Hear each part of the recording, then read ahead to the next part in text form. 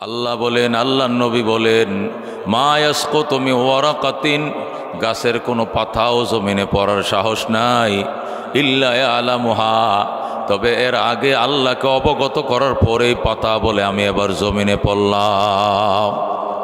একটা পাতা গাছের ডালার থেকে জমিনে পড়ার আগে মালিক থেকে পারমিশন নিতে হয় যে আমি ঝরে পড়তে চাই, আমার গায়ে রস নাই, আমি গাছের সাথে সংযোগ থাকতে পারতেছি না, আমার নিচে পড়ে যাওয়ার দরকার, আমি কি পড়বো?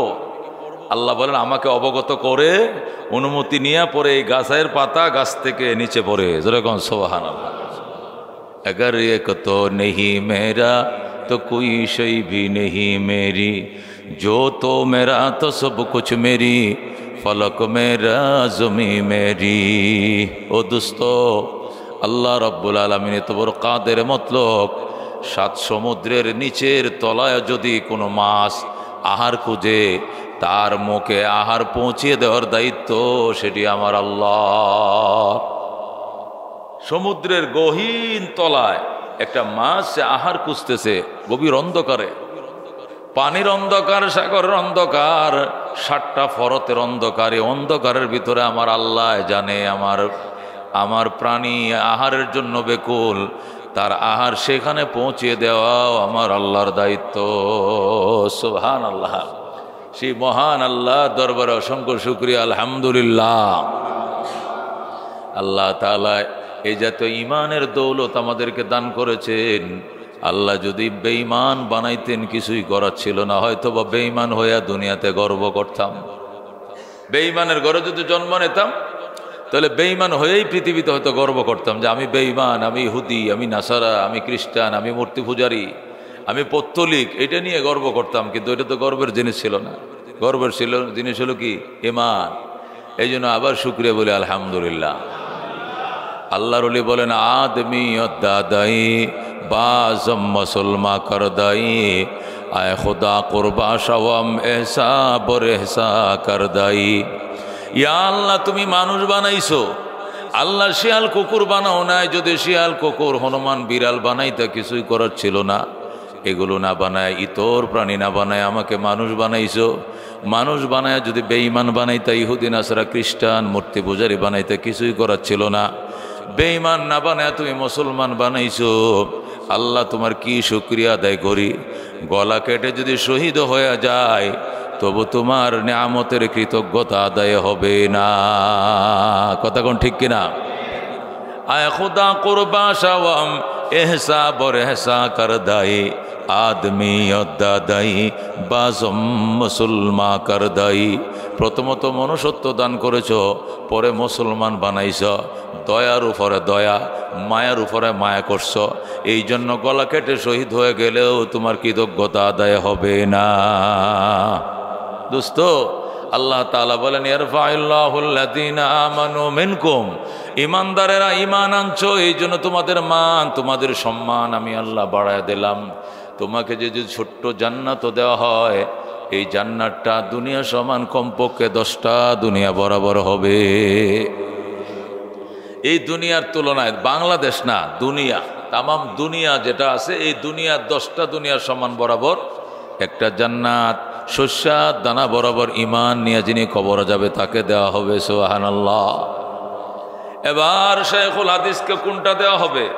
আবু বকরকে কত বড় দেওয়া হবে, উমরকে কত বড় জান্নাত দেওয়া হবে, উলামা হযরতদেরকে কত বড় জান্নাত দেওয়া হবে, বুজুর্গানে দিনকে কত বড় জান্নাত দেওয়া হবে, এটা বলা হয় না হাদিসে। শুধু বলা হয়েছে সর্বনিম্ন ছোট মানের জান্নাত যাকে দেওয়া হবে, এই জান্নাত হবে দুনিয়ার 10টা দুনিয়া বরাবর। হাকিমুল উম্মত মুজাদ্দিদে মিল্লাত শাহ আশরাফ আলী থানভী রহমতুল্লাহ আলাইহির কাছে এক নাস্তিক যায় প্রশ্ন করে, আপনাদের নবী যে হাদিস বলছে কোনো আয় আন্দাজ করে বলে নাই। রসুল আশরাফ আলী থানভী কো ইন্না লিল্লাহ, আয় আন্দাজ করে বলে নাই মানে কেমন করে হাদিস নবী বলল যে দুনিয়া সমান 10টা দুনিয়া জান্নাত একটা লোকরে দিবে, তাও জান্নাতটা ভিআইপি না, এটা নর্মাল জান্নাত। ভিআইপি যে কত বড় এটা আর জানা নাই। আচ্ছা, থানভী বলে তোমার সমস্যাটা কি? তোমার সমস্যাটা কি? দুনিয়া সমান 10টা দুনিয়া বরাবর জান্নাত দিলে? কয় খালি হাদিস বললে হবে? যুক্তির আলোকে আসতে হবে না? যুক্তির আলোকে তো আসতে হবে।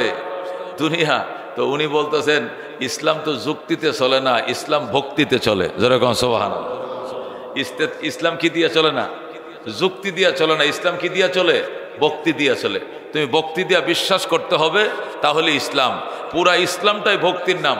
আল্লাহকে তুমি দেখো নাই, ফেরেশতা দেখো নাই, বা নবী রসুল দেখো নাই, আসমানি 104খানা কিতাব তুমি দেখো নাই, পরকাল দেখো নাই, হাউজে কাউসার দেখো নাই, শাফাত দেখো নাই, কিন্তু ভক্তি দিয়া ভালোবাসাতে তুমি বিশ্বাস করবে, এটাই তো তোমার ঈমান। যেরকম সুবহানাল্লাহ।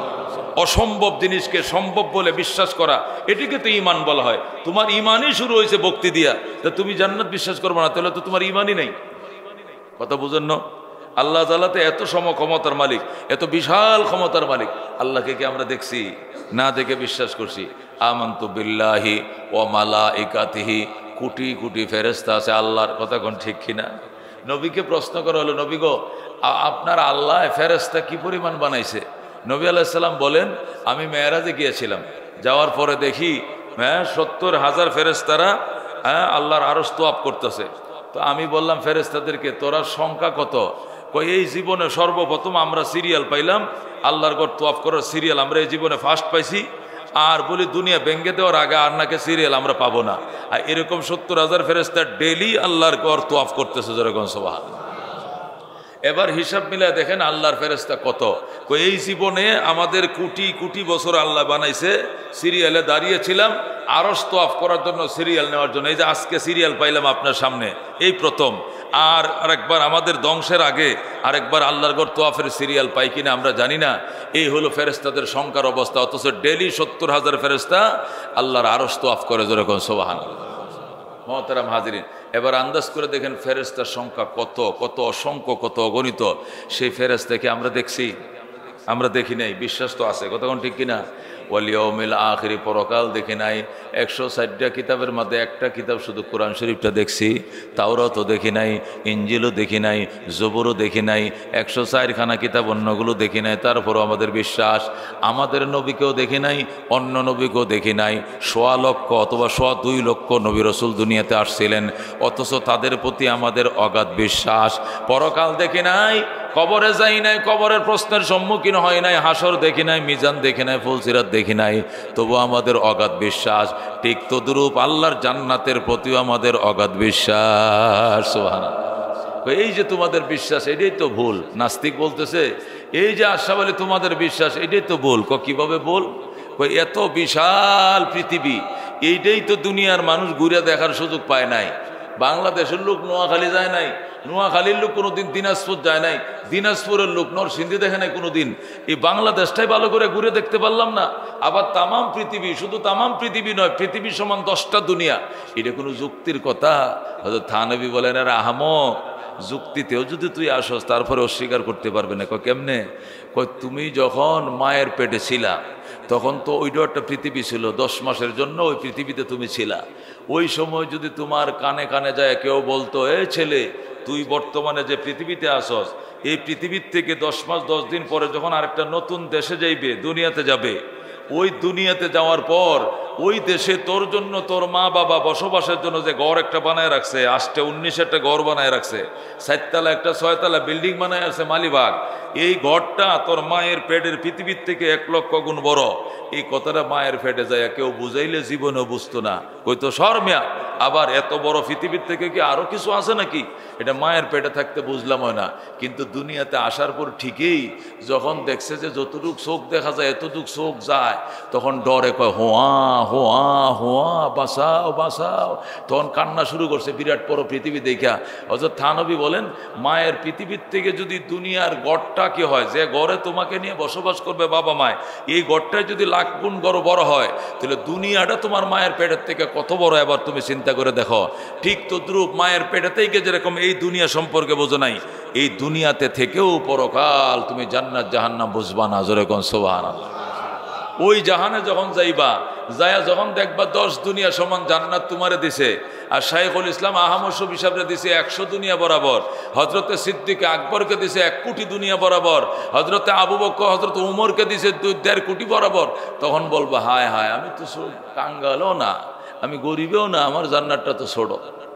এই দুনিয়াতে আসার পর মায়ের পেটের থেকে বড় একটা ফ্ল্যাট নিয়ে আমরা বাসা বাড়িতে থাকি কিনা। তারপরেও অনেকে বলে কয় কাঙ্গালের ঘরে জন্ম নিছি, ঢাকা শহরে সারা জীবন ভাড়াই থাকলাম, আমার বাবা একটা বাড়ি আর বানাইতে পারলো না। মানুষের বাড়িতে ভাড়া থাকলাম, ছোট্ট একটা সাবপ্লেটের মধ্যে ভাড়া থাকলাম, ওই সাবপ্লেটটা দিয়েও যদি তোমার মায়ের ফ্যাটটারে মাপো, তারপর 1000 গুণ বড় আছে তোমার সাবপ্লেটের বাসাটা। আর যদি নিজের বাসা হইতো তাহলে 1 লক্ষ গুণ বড় হইতো। আর এটা গ্রাম দেশের 10 বিঘা জমিন নিয়ে যদি বাড়ি বানাইতো ফুসকুনি সহ, তাহলে 10 লক্ষ গুণ বড় হইতো। কতক্ষণ ঠিক না বেটে? তো দুনিয়াতে 4 তলা একটা বাড়ি পাওয়ার পরেও বলতেছে মালয়েশিয়া তোমার বাপে বাড়ি বানাইতে পারলো না। আওয়ামী লীগের যদি এমপি হইতো তাহলে বেগম পাড়াও একটা বাড়ি কিনতে পারতো, মালয়েশিয়াও জায়গা কিনতে পারতো, কিন্তু আমার বাপে কিচ্ছু করতে পারলো না। কাঙ্গালের ঘরে জন্ম নিছি, ছোট্ট একটা বাসা শুধু মালিবাগে, এছাড়া আর কিছু করতে পারে নাই। যদি রাজনীতি করতো, বাণিজ্যকরণ করতো, সরকারি অর্থ দিয়ে নিজের বাড়িঘর বানাইতো, তাহলে অন্তত আরো বড় কিছু করতে পারলো। এই জন্য তার বাবারে নিয়ে তিরস্কার করে, বেশি কিছু করতে পারে না। অথচ তার মায়ের পেট দিয়ে মাপলে যা করছে তার বাপে, এইটাও অন্তত 10 দুনিয়া নয় 1000 মায়ের পেটের চেয়ে বড়। কতক্ষণ ঠিক কিনা? ঠিক তদ্রুপ মানুষ যখন জান্নাতে যাবে, জান্নাতে যাওয়ার পরে মুসলমান জান্নাতে যাওয়ার পরে বিরাট বড় জান্নাত পাওয়ার পরেও বলবে, যখন দেখবে যে আলেমের জান্নাত আরো বড়, শাইখুল হাদিসের জান্নাত আরো বড়, হাফিজ জিউজুর রহমতুল্লাহর জান্নাত আরো বিশাল বড়, সিদ্দিক আকবরের জান্নাত তো কোনো কুল কিনারা নাই, তখন বলবে হায় হায় আমি কাঙ্গালও না, ছোট্ট একটা জান্নাত পাইছি। জোরে কোন সুবহানাল্লাহ। মানুষ যাকে যেটা দিয়ে বুঝ দেওয়া লাগে, ইসলামে তাকে সেই বুঝ দেওয়ার মতো লোকেই তৈরি করেছে। জোরে কোন সুবহানাল্লাহ। বাতিলের দাঁত ভাঙ্গা জবাব দেওয়ার জন্য আল্লাহ তাআলা উলামায়ে কেরামকে বানাইছেন। উলামায়ে কেরাম যদি এই দেশে না থাকতো মুসলমান, তাহলে যেভাবে পলিসি শুরু হয়েছিল, কি পলিসি? কি করো? বিবর্তনবাদ বিশ্বাস করো।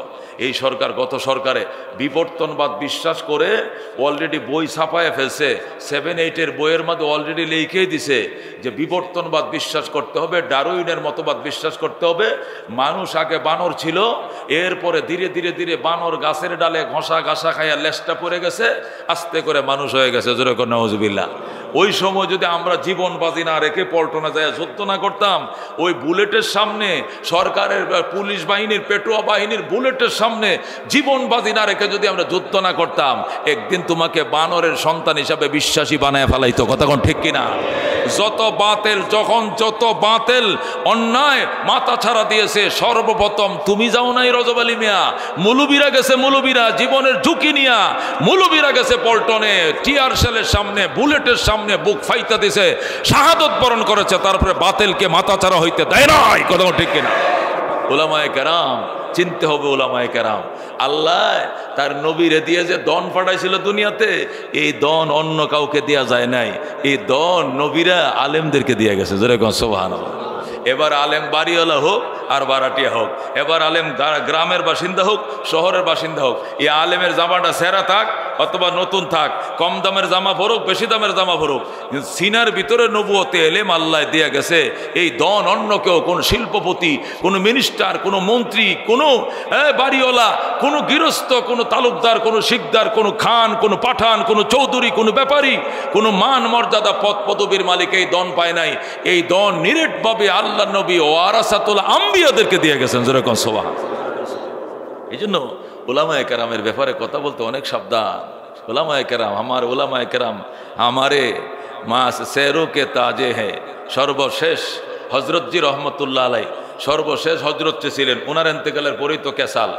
ওই এনামুল হাসান সাহেব রহমতুল্লাহ আলাই সর্বশেষ 2011 সালে যখন তিনি বাংলাদেশে টঙ্গী ইজতেমায় সর্বশেষ বয়ান করছিলেন, আমি সামনে বসে বয়ান শুনেছিলাম।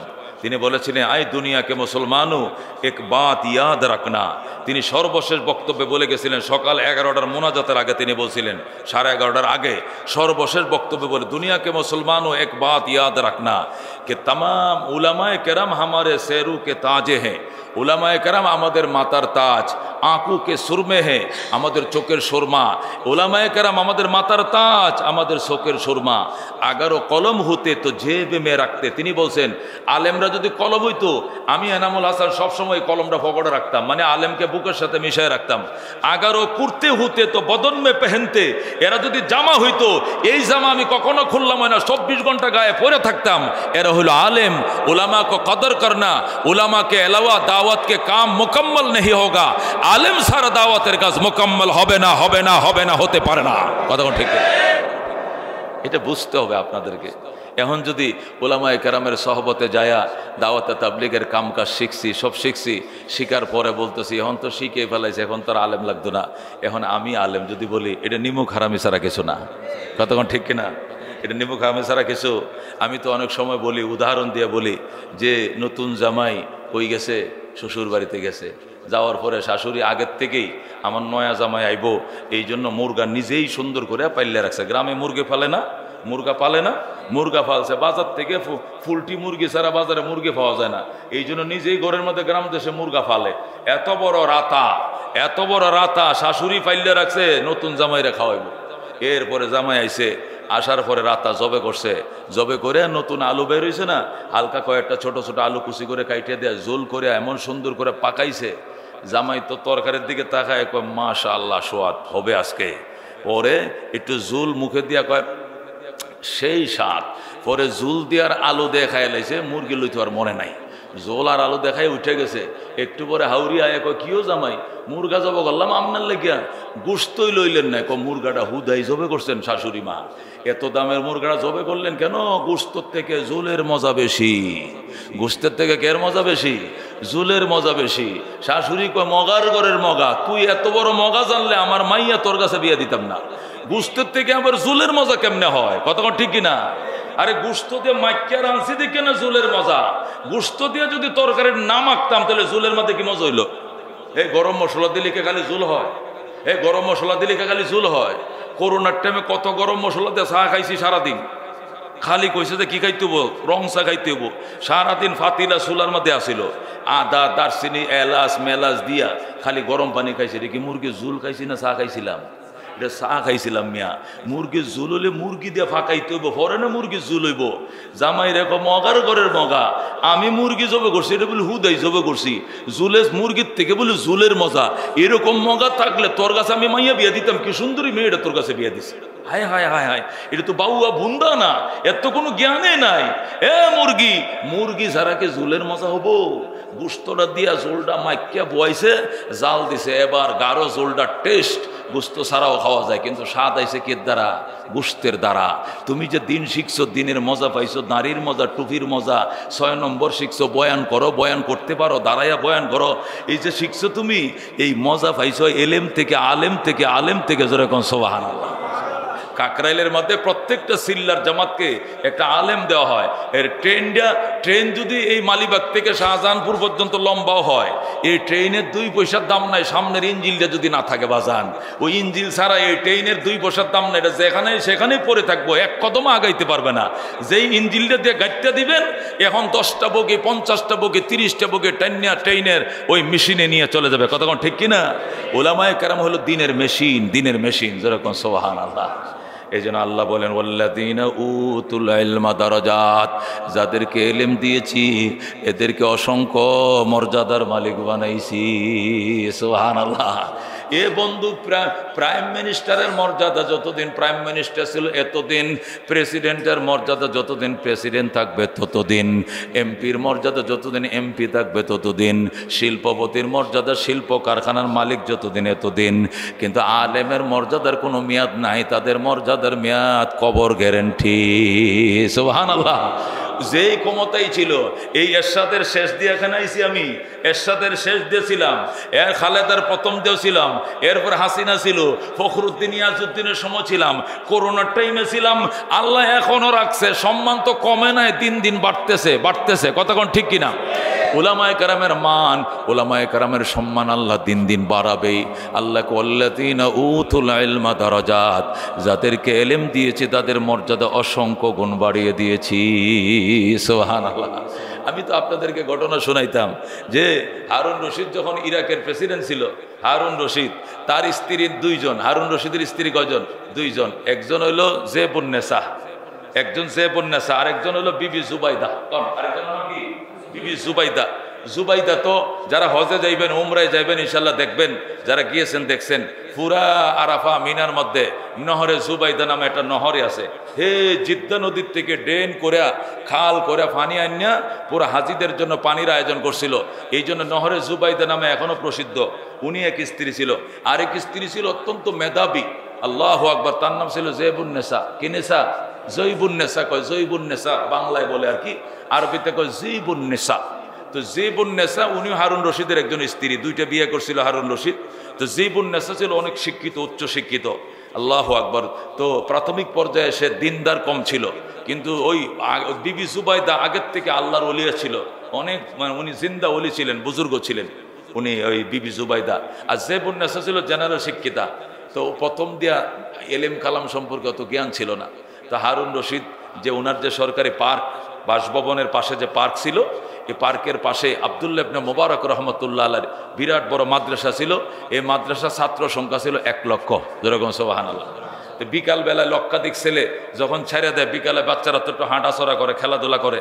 মাদ্রাসার ছোট মাঠ, 1 লাখ ছেলে আঁটে না, এরা সব যায়া পার্কের দেওয়াল টপকায়া যায়া ওই প্রেসিডেন্ট পার্কের মধ্যে বিকেলবেলা আসরের পরে খেলে, ক্রিকেট খেলে, বল খেলে, গোল্লা শুট খেলে, এই বিভিন্ন খেলাধুলা করে আর কি।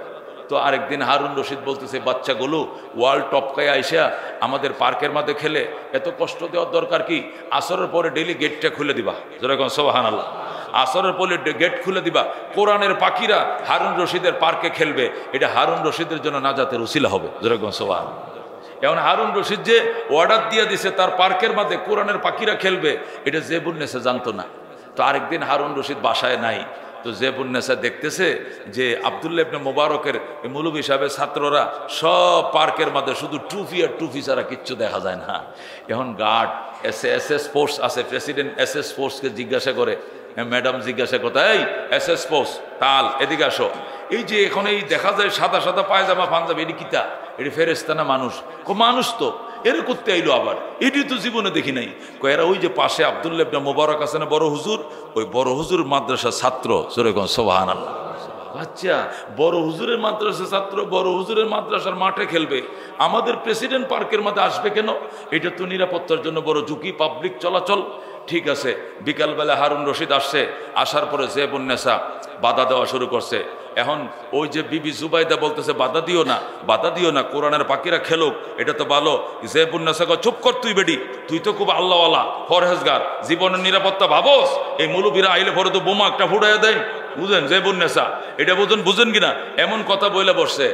এরপরে লাগছে দুই সতীনে লাগছে ঝগড়া। ইতিমধ্যে হারুন রশিদ আইছে। কি নিয়ে ঝগড়া তোমাদের? সতীনে তো ঝগড়া লাগে। আজকে কি নিয়ে লাগছে ঝগড়া? আজকে ঝগড়া লাগছে হলো আব্দুল্লাহ ইবনে মুবারকের বাচ্চারা কোরআনের পাখিরা আমগো পার্কে ঢুকছে, তুমি নাকি বলে দিছো। হ্যাঁ, আমি নিজেই তো বলে দিছি পার্কের গেট খুলে দেওয়ার জন্য, বিকালবেলা বাচ্চারা খেলবে, অসুবিধা কি? আমাদের পোলাবান্তর বাসার থেকে নিচে নামে না, তো খালি থাকবে পার্ক, দরকারটা কি? কোরআনের পাখিরা হাফেজা কোরআনরা বিকালবেলা খেলবে, লক্ষাধিক ছেলে, এদের তো বড় মাঠ নাই, এই জন্য আমার পার্কে খেলবে। আগামীকাল থেকে পার্কের গেট বন্ধ করে দাও। হারুন রশিদ ডাক, দেখো জেবুন্নেসা, তোমাকে জ্ঞানী মেধাবী মেয়ে মনে করে বিয়ে করেছিলাম, আমি জানতাম না তোমার ভিতরে জ্ঞান বলতে কিছু নাই।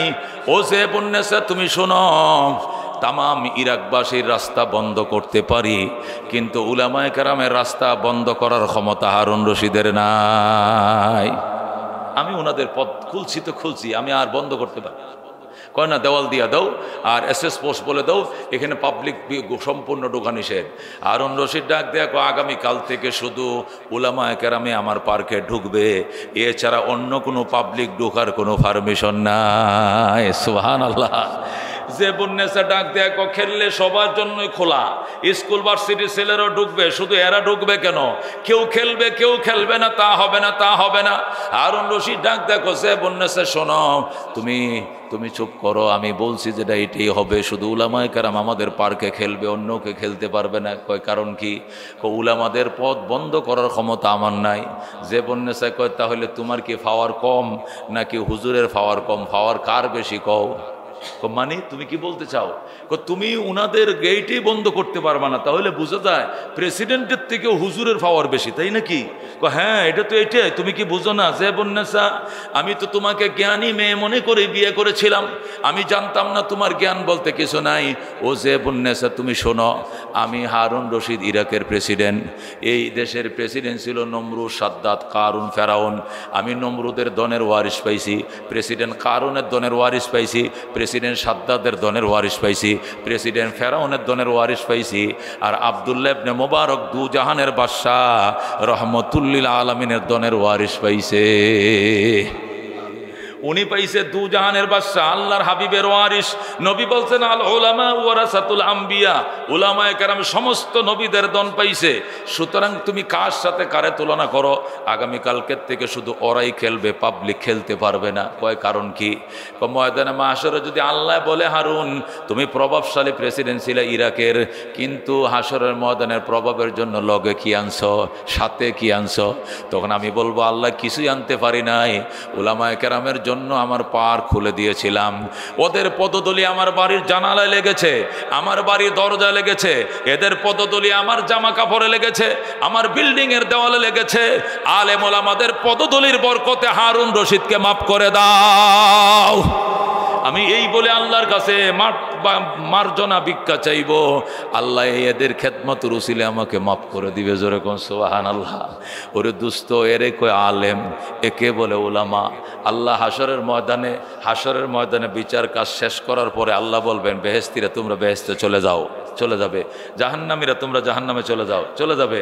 এবার আল্লাহ তাআলা নিজে বেহেশতের গেটে যায় দাঁড়ায় বলবেন, ডিউটির প্রধান ফেরেশতা, এই জেলখানার মধ্যে যেরকম জেল সুপার থাকে, জাহান্নামের মধ্যে জাহান্নামের সুপার থাকবে, জান্নাতের সুপার থাকবে। এটি পরিচালনার জন্য, ডিস্ট্রিবিউশনের জন্য লোক ফেরেশতা থাকবে। আল্লাহ তাআলা জান্নাতের গেটে 70,000 নূরের পর্দা পরে জান্নাতের গেটে দাঁড়াবেন, দাঁড়ায় বলবেন ডিউটির ফেরেশতা এদিকে আসো। আসবে, তুমি 8টা জান্নাতে পাবলিসিটি করো। কি পাবলিসিটি করব? তুমি বলবা এত দ্বারা সর্বস্তরের জান্নাতবাসীদেরকে জানানো যাচ্ছে যে আগামী সোমবার দুপুর 2টা দারুস সালামের মাঠে বিরাট বড় সম্মেলন। উক্ত সম্মেলনে সভাপতির আসন অলঙ্কিত করবেন মহান রব্বুল আলামিন। প্রধান অতিথি হিসেবে উপস্থিত থাকবেন রহমতুল্লিল আলামিন সাল্লাল্লাহু আলাইহি সাল্লাম। বিশেষ অতিথি হিসেবে উপস্থিত থাকবেন আদম থেকে ঈসা নবী পর্যন্ত আল্লাহর প্রেরিত 1.25 লক্ষ নবী রাসূলগণ। এতে আরও উপস্থিত থাকবেন নবীদের ওয়ারিস হযরত উলামায়ে কেরামগণ। উক্ত সম্মেলনে সর্বস্তরের জান্নাতবাসীদেরকে যথাসময় উপস্থিত হওয়ার জন্য নির্দেশ দেওয়া গেল আদেশ ক্রমে মহান রব্বুল আলামিন। জোরে কোন সুবহানাল্লাহ। ফেরেশতা যখন পাবলিসিটি শুরু করে দিবে, জান্নাতের 8টা জান্নাতের মেয়ে পুরুষ সর্বস্তরের জান্নাতীরা, দারুস সালাম একটা জান্নাত, 8টা জান্নাতের মধ্যে একটা জান্নাতের নাম হলো দারুস সালাম। এই দারুস সালামের যে বিরাট বড় মাঠ থাকবে, মাঠের মধ্যে একত্রিত হবে। মাঠের ধারণ ক্ষমতা থাকবে 8টা জান্নাতের সকল পাবলিকের জন্য। জোরে কোন সুবহানাল্লাহ। সেখানে বিরাট বড় স্টেজ হবে, স্টেজের মধ্যে আসন অলঙ্কিত করবেন, আসনগুলো ফাঁকা থাকবে, আর ফ্যান্ডেল জোড়া জান্নাতীরা ভরে যাবে, কানায় কানায় ভরে যাবে, সেকেন্ডের ভিতরে জান্নাতীরা ভরে যাবে দারুস সালামের মাঠ। স্টেজের মধ্যে মহান রব্বুল আলামিন সভাপতির আসন ফাঁকা থাকবে, প্রধান অতিথি আসন ফাঁকা থাকবে, জান্নাতীরা অপেক্ষা করতে থাকবে। আল্লাহ সভাপতিত্ব করবেন। আল্লাহ কোথায়? হঠাৎ করে দেখা যাবে মহান রব্বুল আলামিন সবার সামনে হঠাৎ করে বিরাজমান 70,000 নূরের পর্দার মাধ্যমে তিনি আসন অলঙ্কিত করবেন। জোরে কোন সুবহানাল্লাহ। জান্নাতবাসীরা স্লোগানে স্লোগানে মুখরিত করে ফেলবে জান্নাত। আল্লাহ বলবেন তোমরা থামো, আমার বন্ধু আসতেছে রহমতুল্লিল আলামিনের অপেক্ষা করো। হঠাৎ করে দেখা যাবে 1.25 লক্ষ নবী রাসূলগণ আমাদের নবীকে দোলার মতো সাজাইয়া, ফুলের মালা পরাইয়া, ছাতা মাথায় দিয়া স্টেজে হাজির করবেন। জোরে কোন আল্লাহু আকবার। আল্লাহ রাব্বুল আলামিনের অনুমতির জন্য নবী দাঁড়িয়ে থাকবেন। আল্লাহ বলবেন বন্ধু আপনি আমার ডান পাশে আসন অলঙ্কিত করেন। এরপরে অন্য নবীরা দাঁড়িয়ে থাকবেন। আল্লাহ বলবেন অন্যান্য নবীরাও আপনার মর্যাদার আসনে বসেন। উলামায়ে কেরাম পিছনে দাঁড়িয়ে থাকবেন। আল্লাহ বলবেন উলামায়ে কেরাম তোমরাও তোমাদের মর্যাদার চেয়ারে বসো। জোরে কোন সুবহানাল্লাহ। এবার আল্লাহ রাব্বুল আলামিন বক্তব্য শুরু করবেন। প্রিয় জান্নাতবাসী, প্রিয় জান্নাতবাসী, আমি তোমাদের সঙ্গে দুনিয়াতে ওয়াদা করেছিলাম ইন্নাল্লাযীনা আমানু ওয়া আমিলুস সলিহাত কানাত লাহুম জান্নাতুল ফিরদাউসি নুজুলা। নিশ্চয় যারা ঈমান আনয়ন করবা এবং সৎকর্ম সম্পন্ন করবা তোমাদের জন্য জান্নাতুল ফিরদাউস দিয়ে আমি আপ্যায়ন করব। আজকে তোমাদেরকে সেই জান্নাত দিয়েছি কিনা তোমরা বলো। সমস্ত জান্নাতবাসীর এক সুরে এক কণ্ঠে বলবে বালা ইয়া রাব্বাল আলামিন। জোরে কোন সুবহানাল্লাহ। সকল জান্নাতবাসীরা এক সুরে বলবে, অবশ্যই আপনি আমাদেরকে জান্নাত দিয়া সমৃদ্ধ করেছেন। আল্লাহ বলবেন, তোমাদের আর কোনো চাওয়া পাওয়া আছে কিনা? জান্নাতীরা বলবে, আর কিছু নাই, জীবনে কল্পনাও করে নাই এমন জিনিসও আপনি আমাদেরকে দিয়েছেন, দেন নাই এমন কোনো জিনিসই নাই, নাই বলতে এখানে কোনো কিছু নাই, সবে পেয়েছি।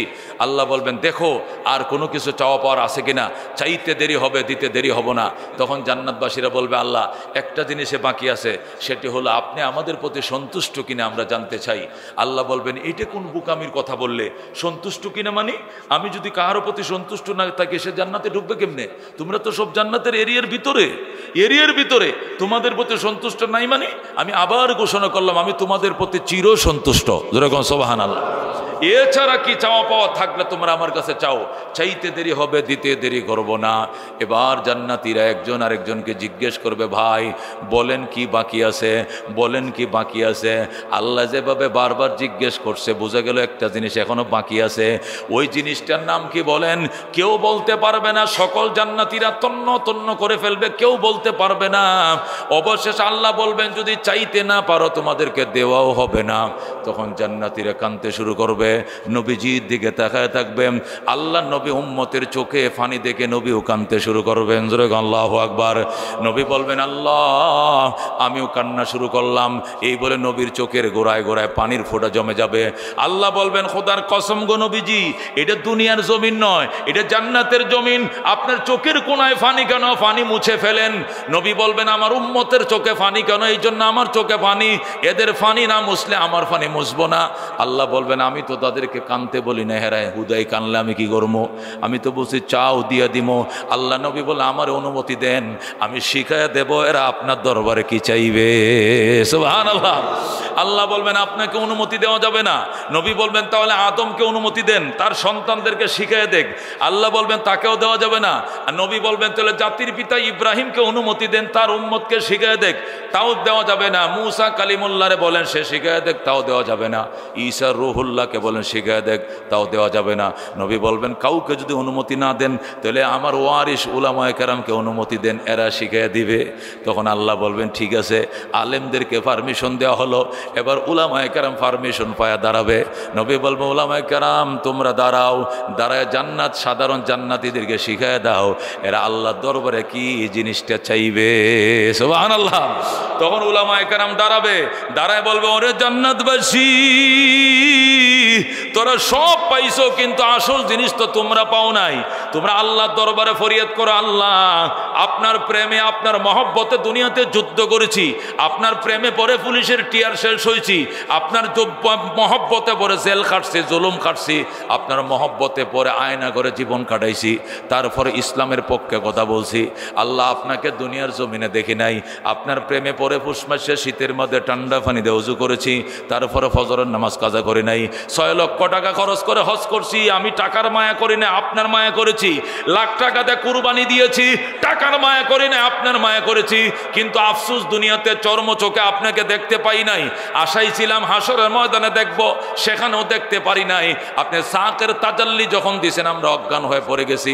সর্বশেষ আশা ছিল জান্নাতে দেখব, এখানে আইসাও দেখলাম আপনার পরনে 70,000 নূরের পর্দা। ইয়া আল্লাহ, আমাদের এক দফা এক দাবি, নূরের পর্দা সরান, নূরের পর্দা সরান, একবার দেখতে দেন। কোন আল্লাহু আকবার। जन्नत दोज़ख से या रब क्या करो, आरज़ू है मैं तुझे देखा करो, हूरो गिल्मा जितने नियामत आए तो सबसे बढ़कर नियामते दीदारे तो।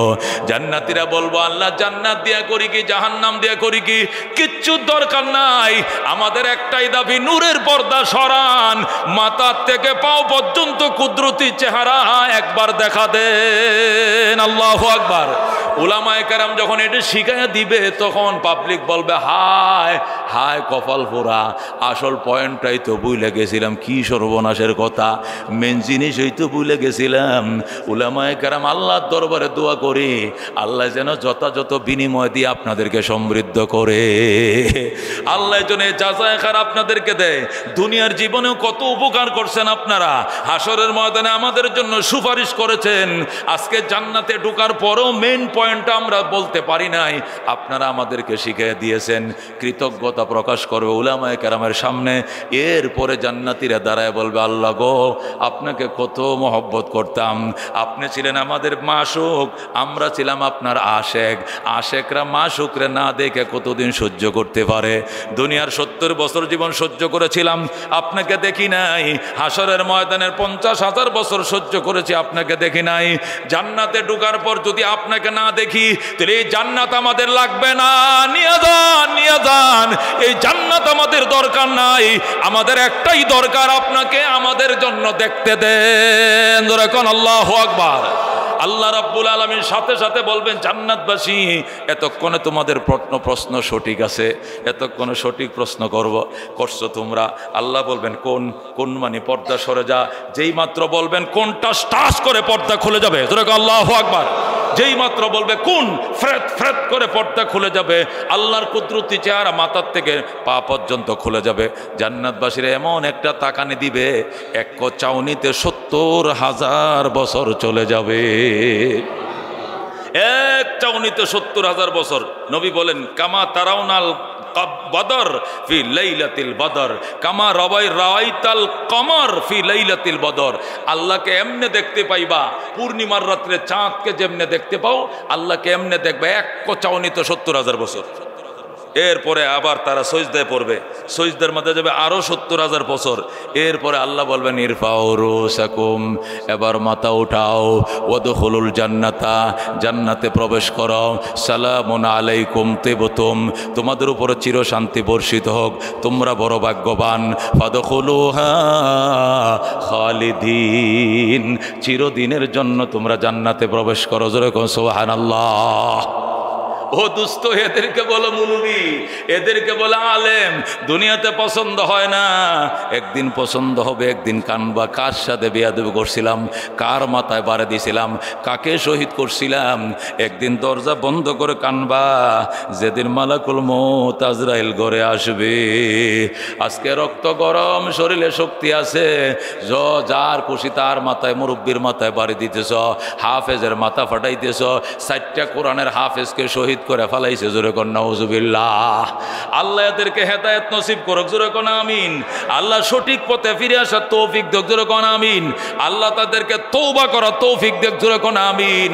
যতদিন তারা তওবা না করবে, অনুতপ্ততা প্রকাশ না করবে, ততদিন ওনারা কাজ করতে পারবে না। কথা কোন ঠিক কিনা?